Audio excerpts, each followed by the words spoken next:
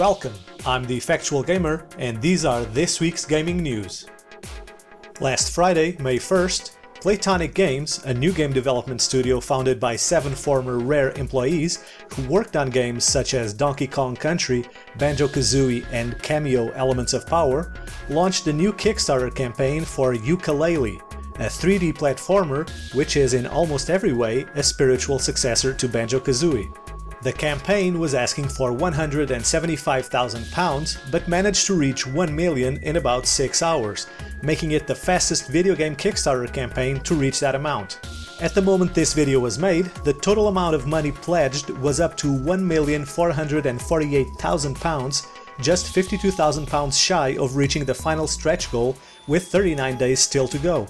Having reached the £1 million mark means the game will be released on PC, Mac, Wii U, Xbox One and PlayStation 4 simultaneously. The release date is set to October of 2016. On Monday, May 4th, a glitch on the Steam community market made some Indonesians momentarily rich when the exchange rate between the US dollar and the Indonesian rupiah was mistakenly set to 1:1 when in fact a US dollar is worth around 13,000 rupiahs. Due to the error, items on the Steam community market were costing 13,000 times more than their normal price. However, for Indonesians, the situation was reversed, as suddenly everything was costing 13,000 times less. Items being sold by Indonesians, for example, for 1 million rupiahs, were being converted into $1 million, even though that amount of Indonesian currency is actually worth around $75. Valve had to shut down the market for several hours to fix the problem, and sales made during this period were reverted. The following day, May 5th, Tuesday, Good Old Games, the gaming distribution service and publisher, announced the launch of its own online gaming platform, GOG Galaxy.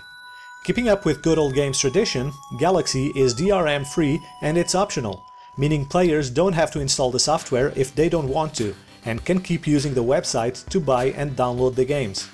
Much like Steam, it has friends lists, chat, multiplayer and matchmaking, achievements, game time tracking and statistics, but also offers one-click installs, optional updates, offline support and the ability to cross-play with Steam games as long as the game allows it. Galaxy is currently in open beta. On the same day, a Utah-based company presented The Void, the first ever virtual reality theme park that is set to open in Salt Lake City in 2016, although the company is already planning to expand to the rest of the world.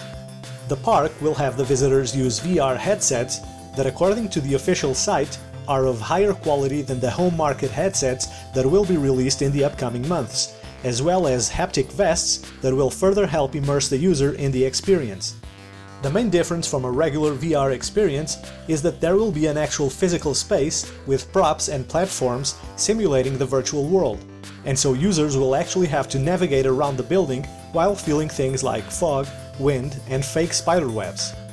The following day, May 6th, Wednesday, a post on the Oculus official blog announced the Oculus Rift retail version will be launched in the first quarter of 2016 with pre-orders starting later this year, although a more precise date is not yet known. The announcement also included 2 images of the retail version of the headset, which seems to show the integrated headphones. The pricing is also still unknown.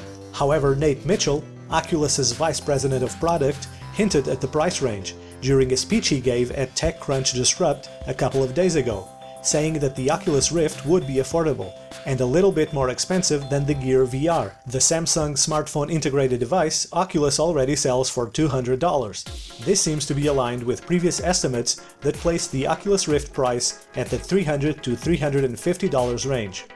And on the same day, the site Deadline got word that the TV show and movie streaming service Hulu commissioned the script for a TV series based on the classic 1990s PC game Myst, which was, up until The Sims was released in 2002, the best-selling title for the platform. The project is being developed by Legendary Television, which acquired the rights last fall. The only 2 currently known names attached to the series are producer Matt Tolmach, who previously produced The Amazing Spider-Man for Sony Pictures, and Evan Doherty, who wrote the script for the movie Divergent. Originally released in 1993, Myst is a point-and-click puzzle adventure game in which the player navigates through pre-rendered scenes and it's considered one of the games responsible for the accelerated sales of CD-ROM drives for PC at the time. And that's it for the news. Up next, the releases. Today, the game releases are Slice Zombies,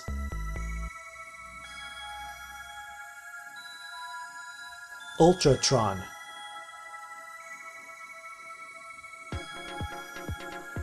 Ratventure Challenge,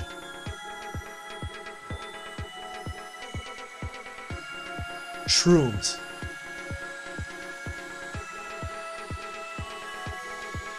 Beeswing,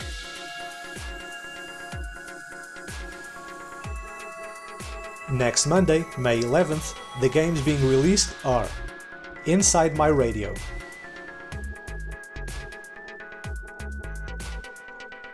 Why Am I Dead at Sea,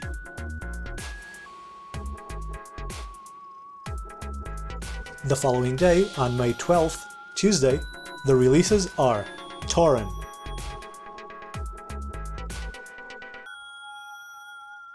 Lemma,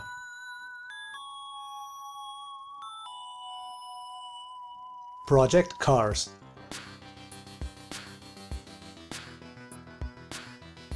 Final Fantasy X and X2 HD Remaster,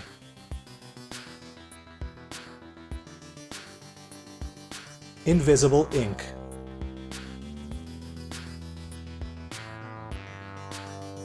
Rktcr,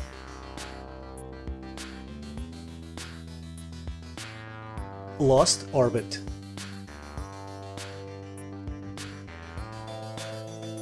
on Wednesday, May 13th, Wednesday, there's a single release, Home is Where One Starts.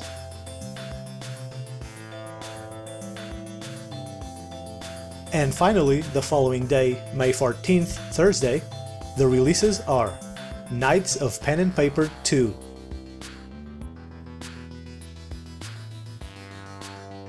Galactic Civilizations III,